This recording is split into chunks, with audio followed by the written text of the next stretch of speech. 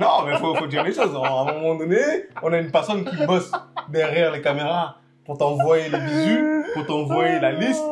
Qu'est-ce qu'ils viennent faire? On nous a envoyé la liste des 30 nommés au Ballon d'Or tout à l'heure, dans le groupe de travail pour le replay foot. Est-ce que au moins... Ce qu'ils viennent faire là tout de suite, avant qu'on lance la caméra, c'est qu'il allait sur Twitter chercher cette même liste que la personne a déjà envoyée. Moi, je suis désolé. Non, Tu craches sur le travail des gens. Non, j'avoue, c'est pas sympa. Ah. J'avoue, c'est pas sympa.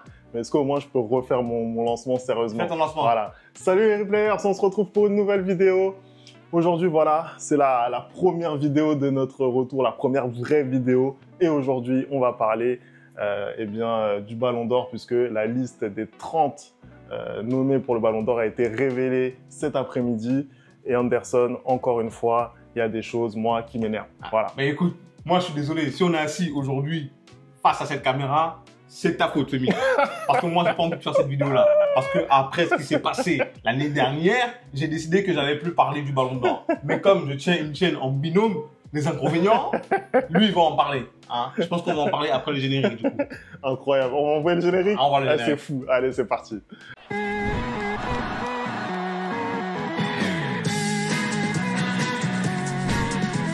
Anderson, on commence tout de suite. On rentre dans le vif du sujet. On va montrer la liste des 30 nominés. Déjà, premier fait marquant, c'est qu'on aura encore une fois de plus un nouveau vainqueur du Ballon d'Or. Personne dans cette liste des 30 n'a déjà gagné le Ballon d'Or. Bah écoute, après ce qui s'est passé l'année dernière, je pense que c'est la première fois qu'un ancien vainqueur du Ballon d'Or n'est même pas dans la liste des 30. Ouais, des 30. Après, est-ce que j'ai envie de dire c'est une justice, hein? Est-ce que j'ai envie de dire que dans ce monde, il y a ce qu'on appelle le karma, hein? Non. Je n'irai pas jusqu'à dire cela, hein? Mais je le pense très fort. Parce que, voilà, comme l'a dit, c'est Richarlison, je crois, il a dit si Vinicius n'a pas le Ballon d'Or, il va se passer des choses très très très graves. Et il a raison. Force de constater que depuis que Vinicius n'a pas eu le Ballon d'Or, il a eu raison. Mais ouais, moi je pensais que l'année dernière, il ne méritait absolument pas. Rodri, je pense que s'il fallait lui donner un Ballon d'Or, c'était la saison d'avant, hein, parce que comme voilà, il y a eu, je veux pas dire les termes, ou quoi que je vais dire les termes, comme il y a eu pas mal de racisme l'année dernière, on est venu nous sortir des histoires de joueurs de l'ombre, du comportement pour attribuer ce Ballon d'Or à Rodri, à la grande surprise générale. Hein. Voilà, cette liste aujourd'hui qui est sortie. Je suis pas tant que ça surpris, hein. On a des désaccords, notamment on en a discuté toi et moi. Moi, il y a 2-3 noms, j'estime peut-être qu'ils n'ont pas à être présents. Hein. Comme qui par exemple? Parce que t'as pas été très loquace tout à l'heure. Quand il a osé venir me dire que Barcola méritait pas d'être dans cette liste. Moi je suis désolé, on va en parler plus tard, Moi je suis désolé, mais Barcola ne mérite pas d'être dans cette liste. Moi je dirais que Erling Haaland, par exemple, Erling Haaland, je pense qu'il est là du fait de son nom, un Virgil van Dijk. Je suis désolé, hein, c'est pas sa meilleure saison. Son club fait une très bonne saison, mais il n'est pas là. Dans ce cas-là, si son club fait une très bonne saison, je pense qu'il y a d'autres joueurs, un peu comme un Jules Koundé, qui auraient aussi mérité d'être là à sa place. Hein, si on prend les saisons qu'ont fait les clubs. C'est vrai. Mais hormis ça, en vrai de vrai, je suis désolé. Je pense que c'est l'une des listes quand même les plus cohérentes de ces dernières années. Et à noter, bien évidemment, encore une fois de plus, l'absence des deux GOAT, hein, de cette liste des 30. On commence maintenant à s'habituer à ce que Cristiano Ronaldo et Messi ne soient plus dans la danse. Mais ouais, comme tu l'as si bien dit, on aura un nouveau vainqueur du Ballon d'Or. Alors, qui ce sera? C'est la grande question.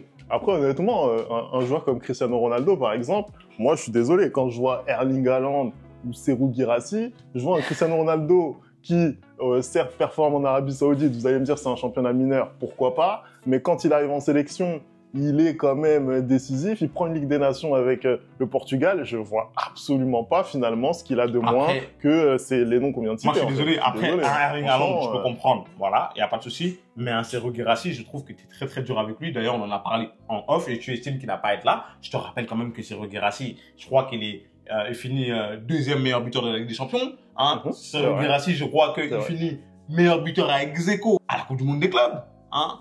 Donc, à un moment donné, meilleur buteur quand même dans deux compétitions qui a été importantes parce qu'on va pas se mentir. Même si nous, on la considère pas cette compétition, la Coupe du Monde des clubs, bah, ça a compté aussi pour certaines nominations parce que quand je vois un Cole Palmer qui est là-dedans, force de constater que ça a compté pour la nomination. Alors, ça a compté pour le coup et j'embraye là-dessus. C'est que Cole Palmer, pour moi, n'a rien à faire là. Alors oui, effectivement, il brille dans un match, dans une finale. Voilà, il brille de mille feux. Il vous a éteint, on peut le dire. Face à la meilleure équipe du monde, c'est vrai. Il fait vraiment une top performance. Mais la saison, la régularité de Cole Palmer, je suis désolé, ça a été moindre. Pour parler de Serhou Guirassy, c'est la même chose. Il y a toujours voilà, ce côté buteur avec ses stats qui sont faites. Mais à ce moment-là, voilà, tu prends le ballon d'or, tu le donnes à Kylian et puis on arrête tout. Tu vois ce que je veux dire? Moi, je suis désolé, tu peux pas me parler de buts en sachant que les buts que Serhou Guirassy a mis, voilà, ils sont pas hyper importants, même en Ligue des Champions. Voilà, ça n'a pas permis, par exemple, de renverser le FC Barcelone. D'ailleurs, je crois aussi qu'il finit, je suis pas sûr, mais peut-être en Bundesliga, je pense qu'il finit aussi avec pas mal de buts, tu vois. Donc, en vrai de vrai, il est là et il doit sa présence aussi au fait que, individuellement parlant, il a fait ce qu'il fallait pour être là. Après, il a fait ce qu'il fallait, mais aussi quand tu as un club qui performe aussi peu finalement, parce qu'ils terminent dans le ventre mou de la Bundesliga et ils font quart de finale de Champions League alors qu'ils ont terminé finaliste l'an passé. Donc pour moi, ça fait quand même beaucoup d'éléments contre Serhou Guirassy. Après bon, t'as des noms aussi qui pour moi ne méritent pas d'être là et pour moi c'est un peu la prime au nom, la prime aux saisons précédentes qui leur permet d'être là. Je pense par exemple à un Florian Wirtz qui a pas fait une saison. C'est pas une saison extraordinaire. C'est une saison lambda, mais voilà. Moi, j'ai même envie d'aller aussi vers un joueur de mon propre club, à savoir Bellingham. Pour moi, c'est un peu difficile parce que Vinicius, mine de rien, tout le monde a entendu dire que Vinicius n'a pas fait une grosse saison, mais finalement, quand tu regardes les statistiques de Vinicius, c'est une très bonne saison, hein, parce que Vinicius n'est pas si loin que ça de Kylian Mbappé si tu additionnes les buts plus les passes décisives. Moi, j'estime que peut-être Bellingham, c'est un peu plus compliqué pour lui cette saison. En fait, déjà, c'était compliqué pour toute l'équipe de manière générale, mais je trouve que vraiment l'individualité, pour le coup, où ça a été très compliqué cette saison au Real Madrid, qui avait énormément brillé la saison d'avant, pour moi, c'est Jude. Parce qu'en vrai, on parle de Vinicius l'année dernière qui aurait dû être Ballon d'Or, mais Bellingham aussi, s'il avait eu le Ballon d'Or l'année dernière, ça m'aurait pas choqué du tout. Pour le coup, Bellingham, c'est vraiment le seul gars, avec peut-être Carvajal, mais le seul gars qui prenait le Ballon d'Or. Voilà, disait, ok, merci, au revoir. Il fait une compétition à l'Euro qui est folle, il fait une saison avec le Real qui est totalement folle, donc ça m'aurait pas choqué du tout qu'il ait. Et en fait, quand je regarde la saison dernière, ce qu'il a produit, et cette saison, ce qu'il a produit, après, on va bien évidemment rappeler que pratiquement toute la saison, il a joué blessé avec son épaule. C'est la même chose, tu vois. Donc, s'il n'avait pas été présent dans cette liste des 30, ça m'aurait pas choqué. Et là, je me dis que, clairement, ça, c'est quelqu'un où le nom est bankable, voilà. Après, je te trouve un petit peu dur avec sa saison, mais c'est clair que c'est pas la meilleure saison. Tu regardes par exemple un Fede Valverde qui lui a été extrêmement fiable toute la saison. Il a été ballotté sur le côté droit, même au milieu de terrain il a été performant. Donc je pense qu'un Fede Valverde aurait pu figurer dans cette liste. Moi maintenant j'aimerais s'il te plaît, attends un peu d'abord, que j'aimerais qu'on parle un peu voilà des Parisiens quand même, parce que l'événement de cette liste, c'est la présence de 9 Parisiens sur 30, record égalé avec le Real Madrid. Vous commencez à tutoyer les grands clubs. Mais voilà, on est sur un record et moi j'aimerais qu'on s'attarde un petit peu sur les noms qui ont été choisis et ceux qui n'ont pas été choisis parmi le 11 type, ou en tout cas voilà, les 13-14 joueurs qui tournaient dans cette équipe parisienne, parce que au final, c'est les deux de la charnière centrale plus Barcola qui sont hors de cette liste. Est-ce que tu trouves ça normal pour moi, je vais pas te mentir, aujourd'hui, le fait que le Paris Saint-Germain ait 9 joueurs sur les 30 totalement mérités, on va pas faire genre. Paris a sorti une excellente saison qui aurait pu se conclure d'ailleurs de fort belle manière s'ils n'avaient pas perdu en Coupe du Monde des clubs. Mais ils ont fait un triplé historique. Sur le plan national, ils ont fait un triplé aussi. Et puis, de manière individuelle et de manière collective, ce qu'ils ont produit cette saison, c'est très très fort. Donc de voir 9 joueurs du 11 être présents dans cette liste-là, c'est totalement mérité. Maintenant, quand je regarde les absents, les 3 principaux absents, on va dire c'est la charnière, comme tu as dit, Pacho, Marquinhos et le dernier, à savoir Barcola. Moi, je suis beaucoup plus surpris par l'absence de Pacho que des 2 autres. Je vais t'expliquer pourquoi, parce que pour moi, j'estime que pour le coup, si le Paris Saint-Germain arrive à faire la saison qu'elle fait, c'est parce que Pacho est présent tout le long, tu vois. Parce que lors des grands matchs, lorsqu'on a besoin de lui, il est présent. Et d'ailleurs, le seul match où il a été absent, Paris se fait manger. Tu vois ce que je veux dire? Marquinhos, son absence, elle me dérange pas parce que je suis désolé, Marquinhos, hein, je vais faire une petite analogie, hein, permettez-moi d'être un tantinet misogyne. Marquinhos, c'est la meuf 6 sur 10 qui se retrouve avec des 9 sur 10, des 10 sur 10 dans le groupe et qui profite du groupe.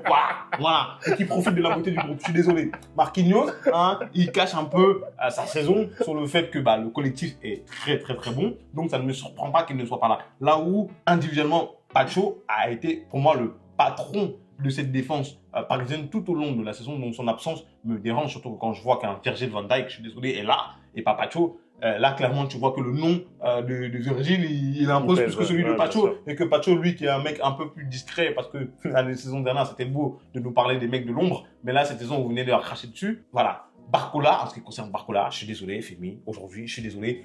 Barcola, sa saison, moi, je suis le premier ici qui l'a encensé sur cette chaîne-là. Mais je suis désolé, sa saison, elle est allée en descendant. En descendant dans le sens où il commence très fort, mais petit à petit, il perd sa place dans ce 11 parisien. Petit à petit, ses prestations sont irrégulières. Petit à petit, ses prestations ne sont pas bonnes. Hein, et ne pas le voir dans la liste des 30 nominés, ça ne me choque pas. Après, oui, quand je regarde la présence de certains, je peux estimer que oui, moi, ça ne m'aurait pas dérangé de voir Barcola à la place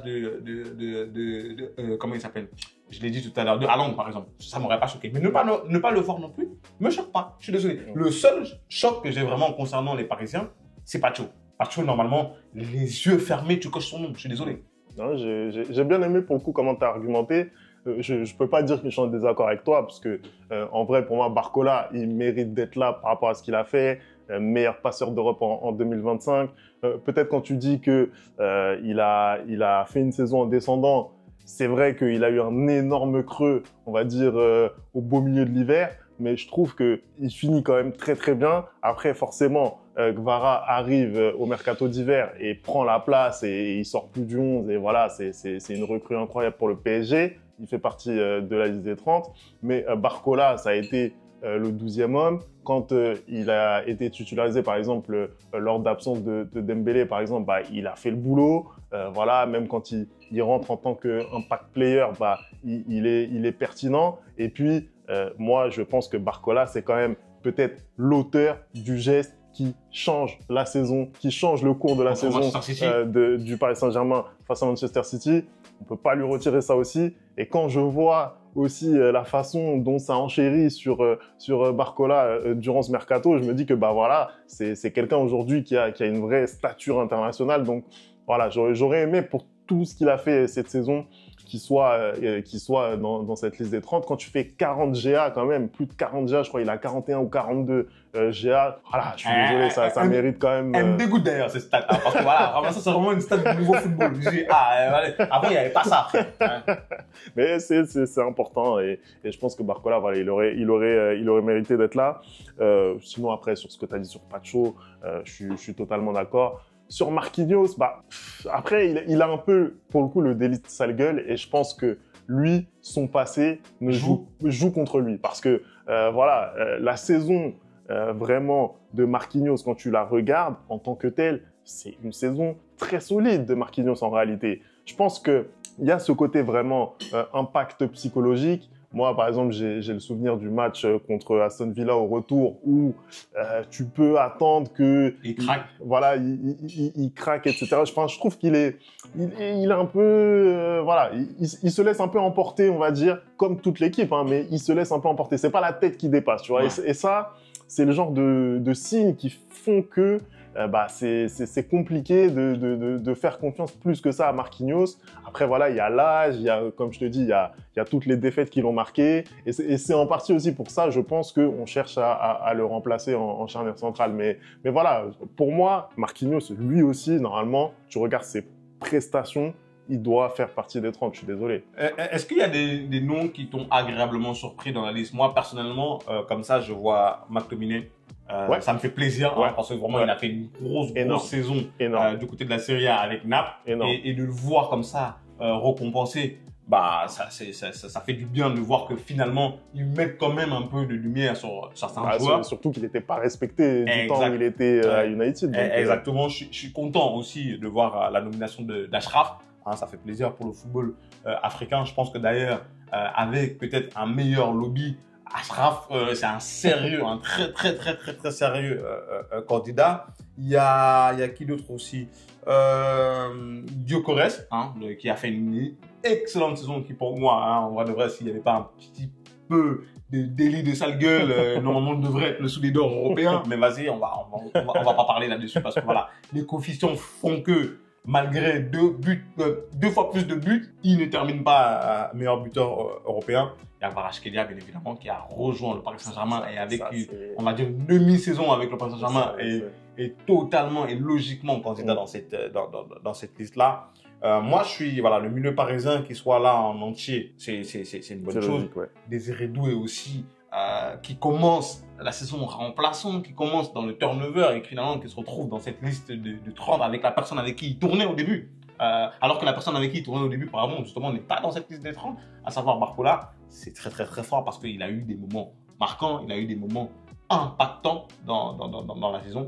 Et d'ailleurs, ça me fait me dire que peut-être, justement, le fait que Désiré Doué soit dans cette liste-là avec des moments impactants comme ça, est-ce que ça ne va pas jouer pour la victoire finale aussi?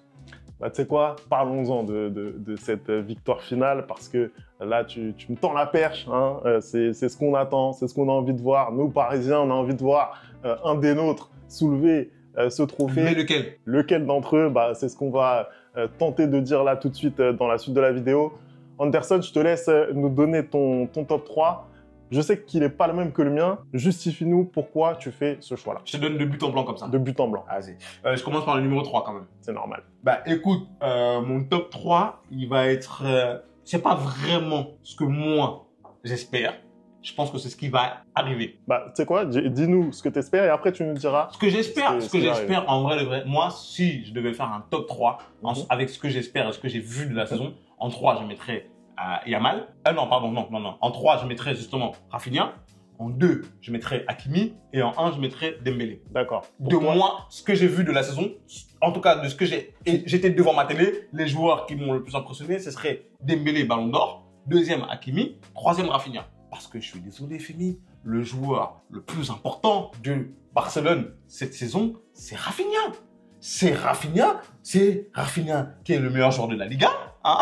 C'est Rafinha qui est meilleur buteur en Ligue des Champions. C'est Rafinha qui, à chaque tour, porte ce Barça-là. Moi, je suis désolé, Lamine Yamal est un joueur exceptionnel pour son âge, mais c'est des coups d'éclat. Je suis désolé, c'est des coups d'éclat. Parce que là, aujourd'hui, on est en train de parler de Lamine. Si on est honnête, sur la double confrontation contre l'Inter. S'il est dans cette liste-là aujourd'hui, c'est principalement sur la double confrontation contre l'Inter parce qu'il a été extraordinaire. Mais tu ne peux pas... En fait, le Ballon d'Or, c'est juste sur une saison. Le joueur du Barça le plus régulier sur toute la saison, mais on se rend compte que Rafinha vient de sortir une saison all-time, en fait. Et ce qui est hypocrite, c'est qu'au tout début, la première personne que les Barcelonais montaient pour avoir ce Ballon d'Or-là, c'était Rafinha. Et d'un coup, je ne sais pas ce qui s'est passé, ils ont changé totalement de veste, ils sont allés vers Yamal. Non, mais je suis désolé, cette saison-là, au Barça, si tu me dis de retenir un nom, c'est Rafinha que je retiens. Je suis désolé. Non, c'est fort, hein. L'argumentaire aujourd'hui, là, t'as mangé quoi, là? Parce que là, vraiment, là, l'argumentaire, il est solide, hein. Mais pour le coup, je suis quand même en phase avec toi, hein. Et là, j'ai un Madrilène en face de moi, mais je suis quand même en phase avec toi.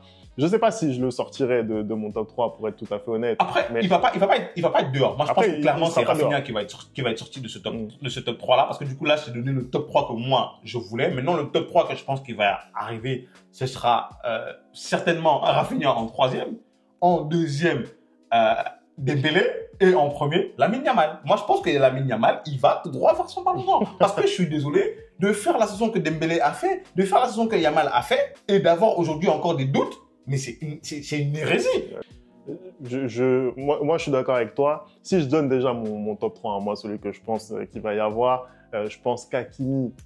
non, je pense plutôt que, oui, Hakimi sera en numéro 3. Okay. Je pense que Yamal sera en numéro 2. Et je pense que Dembélé sera malgré tout Ballon d'Or. Pourquoi? Parce que déjà, Ousmane Dembélé, bon, au-delà de toute la saison qu'il fait, qui est exceptionnelle, il remporte tout et il porte son équipe. Je pense que ce qu'il a fait à la Coupe du Monde des clubs, paradoxalement, parce qu'il n'a pas beaucoup joué, je pense que ça lui a énormément rendu service. Des matchs en mondovision, des matchs où justement il y a tout le monde qui regarde, le PSG Real Madrid, c'est un match sur lequel tout le monde était rêvé et il brille. Le PSG Bayern Munich, c'est un match où tout le monde était rivé dessus, il brille, il met ce but qui est décisif. Je pense que là, ça a fait quelque chose. Ça a vraiment permis à Ousmane Dembélé de prendre, je pense, cette petite longueur d'avance qui, à mon avis, sera décisive pour l'attribution du Ballon d'Or. Après, voilà, Dembélé, c'est quelqu'un aussi, je pense, dont le parcours va parler aussi à beaucoup de personnes. Dembélé, c'est le joueur, l'éternel échec, c'est le gars sur qui on comptait, c'était le futur prodige. Et puis, de saison en saison, ça ne s'est pas confirmé. Mais le gars, il a eu un changement de mentalité. Le gars s'est mis au boulot. Le gars, depuis qu'il est au PSG, c'est un leader. Parce que, en vrai, on parle de la saison qu'il a fait, mais même sa deuxième partie de saison, l'année dernière, déjà, il y avait un changement, aussi bien au niveau des stats qu'au niveau du comportement. Depuis qu'il est au PSG, il ne se blesse plus. Il est vraiment fiable comme joueur. Et voilà, c'est un joueur complet aujourd'hui. C'est un joueur complet. Alors, voilà, je ne te dis pas que Lamine Yamal, c'est impossible qu'il remporte le Ballon d'Or parce que, voilà, aujourd'hui, Lamine Yamal, qu'est-ce qui fait vraiment que les gens aiment ce joueur? C'est que c'est le gars qui te fait frissonner. Moi, je pense que la portée du match, la double confrontation entre le Barça et l'Inter, elle est sans commune mesure. C'est peut-être, voilà, là, on est sur top 3 all-time, double confrontation, Ligue des Champions. Voilà, c'est juste ça, ce match-là. Donc, c'est un match. Et dans ce match-là, Lamine Yamal, il a été exceptionnel. Alors, moi, ce que je retiens déjà de ce match, c'est que malgré tout, il ne permet pas à son équipe de se qualifier. C'est la réalité. Mais moi, c'est ça que je retiens en vrai le vrai. C'est ça que je dis qu'on ne devrait pas discuter là aujourd'hui. Et même, tu as parlé de Rafinha, même Rafinha a failli donner la qualification. Tu vois ce que je veux dire? Rafinha, il avait mis le but normalement qu'il doit qualifier Barcelone tous les jours. La vérité, c'est que si on est honnête, il a ce ballon, Yamal à un toute fin de match qui peut permettre au Barcelone de gagner le match. Et il le rate, tu vois. Si on est honnête. Mais le problème, c'est que je te dis que, en fait, la machine médiatique barcelonaise est tellement rodée qu'on a l'impression que c'est le Barça qui a gagné les champions. On a l'impression que c'est le Barça qui a fait la saison all-time. On a l'impression que, parce que souvent, comment ils parlent, t'as l'impression que c'est le Barça qui est passé face à l'Inter. Ils n'ont pas eu de chance et que Lamine Yamal, lui, n'a absolument rien à se reprocher.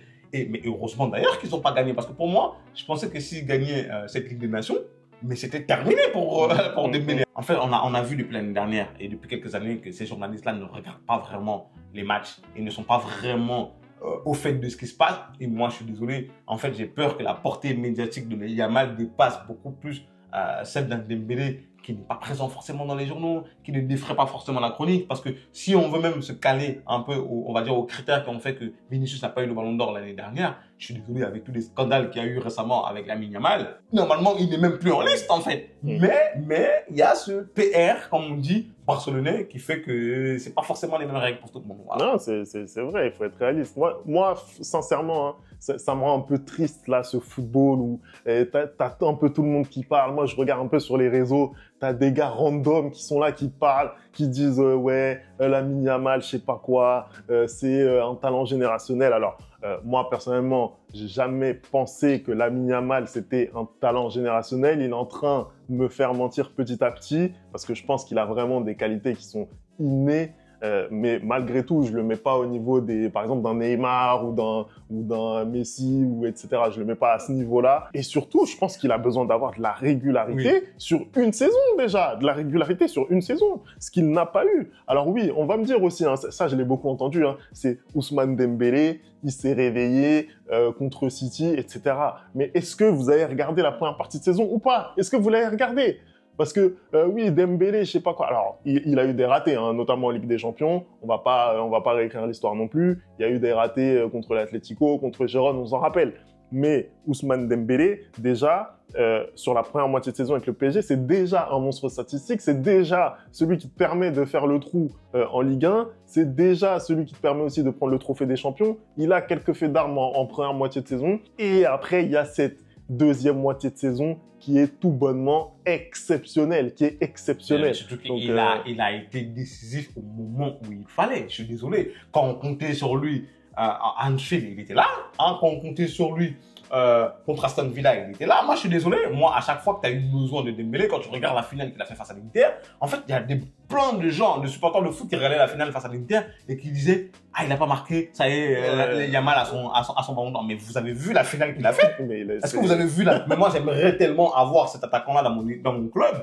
Un attaquant qui forcément ne va pas marquer, mais qui va me faire la finale qu'il a fait, parce que ça c'est du Benzema Prime, je suis désolé. C'était extraordinaire ce qu'il a fait dans ce match-là, sans marquer justement. Sa prestation. En fait, aujourd'hui, on regarde le football uniquement sur le prisme des statistiques. Et il faut arrêter, parce que les stats, ça veut tout et rien dire en même temps. Et Eto'o l'avait très bien dit d'ailleurs. En fait, le ballon d'or, c'est quoi? C'est j'ai raté 40 matchs, je viens les 10 derniers matchs, je mets 20 buts, j'ai été impressionnant et ça y est, on me donne le... Non, c'est le meilleur joueur de la saison qui a été régulier du match 1 au match 38, qui a gagné, qui a permis à son équipe de gagner le plus de trophées, qui a été la tête qui a dépassé dans son équipe. Et pour moi, toutes ces caractéristiques-là font que c'est Dembélé. Mais après, moi, je te dis, honnêtement, je pense que ce sera Yamal. Voilà. Ça va être honteux. Hein. Quand Mbappé il va faire top 5, ça va être terrible. Hein. J'aimerais juste qu'on dise un mot quand même d'Achraf Hakimi, puisque on n'en a pas parlé, mais c'est peut-être un des... Voilà, surtout toi. Hein. Ouais, toi, parce que t'es quand même tu fais partie des gens qui ont énormément critiqué Achraf. Moi, précisément sur cette chaîne. Moi, j'avais des griefs contre Achraf, mais en réalité, c'est un de mes joueurs préférés, Achraf Hakimi, je dis la vérité. En fait, Achraf, c'est quelqu'un qui, pour moi, sur ses premières années parisiennes, faisait des demi-saisons. Voilà, c'est tout. Et quand vous regardez effectivement son parcours, si vous allez voir dans les archives, vous verrez que Achraf Hakimi, c'est quelqu'un qui se liquéfiait en deuxième partie de saison. Deuxième point, et sur lequel je trouve qu'il s'est nettement amélioré cette saison, c'est le contrôle de soi durant les matchs et les moments importants, les moments qui sont chauds. Là, on sent qu'il joue avec beaucoup plus de sang-froid, que ce soit dans ses gestes devant le but ou même quand ça devient chaud, tu vois, autour de l'arbitre, quand il y a des fautes, etc. Il est beaucoup plus mature, je le vois, essayer de, écarter ses partenaires, de pas venir discuter, pas aller prendre des cartons bêtes, etc. Alors que l'année dernière, ça allait se battre pour rien, etc. Je trouve que c'est vraiment quelqu'un qui est devenu beaucoup plus mature. Et ça me fait vraiment plaisir. En plus de sa régularité, la deuxième partie de saison qu'il a fait là, avec le fait d'avoir été décisif en quart, en demi, en finale, c'est exceptionnel pour un joueur qu'on appelle défenseur. Voilà, vu ce qu'il fait sur le terrain, on n'est pas sûr que ça en soit un. Mais voilà, moi c'est vraiment... Je pense que le départ de Kylian, pour le coup, l'a vraiment aidé, je pense, sur le plan mental, à se dire, OK, là, je suis un des leaders, surtout, de ce nouveau PSG. Maintenant, je dois m'affirmer, je dois montrer l'exemple. Finalement, c'est un peu comme Dembélé. Hein. Je pense qu'ils ont eu un petit peu le déclic au même moment. Donc, Achraf, vraiment, s'il devait remporter le Ballon d'Or cette année, il ferait pas tâche. Voilà. Non, moi, en tout cas, voilà. Moi, personnellement, cette récompense, j'en ai ma claque. Hein. moi, je le dis, j'en ai ma claque de cette récompense. Et si on pouvait arrêter de faire des vidéos là-dessus, si tout le monde pouvait arrêter de calculer cette récompense, parce que voilà, c'est du n'importe quoi chaque année, voilà. Cette année encore, on va assister à un grand vol. Vous allez voir. Merci d'avoir regardé cette vidéo. N'oublie pas les bonnes habitudes, @thereplayfoot. Vous nous dites dans les commentaires avec qui vous êtes d'accord, qui vous voyez soulever la récompense individuelle suprême. Donnez-nous aussi le mois d'octobre. Donnez-nous aussi vos top 3. Hein. C'est important de voir un peu c'est quoi vos top 3, c'est quoi que vous imaginez dans vos têtes. Bien sûr, parce que j'entends beaucoup aussi de personnes qui parlent de Vitinha comme étant possible top 3. Donc donnez-nous. Il a en plus la Ligue des Nations. Hein. Ouais, c'est vrai que les Portugais, ils ont ça en plus à leur arc. Donc donnez-nous vos top 3. On sera là pour vous répondre en commentaire. Et donc nous, on se retrouve très vite pour une nouvelle vidéo. Ciao!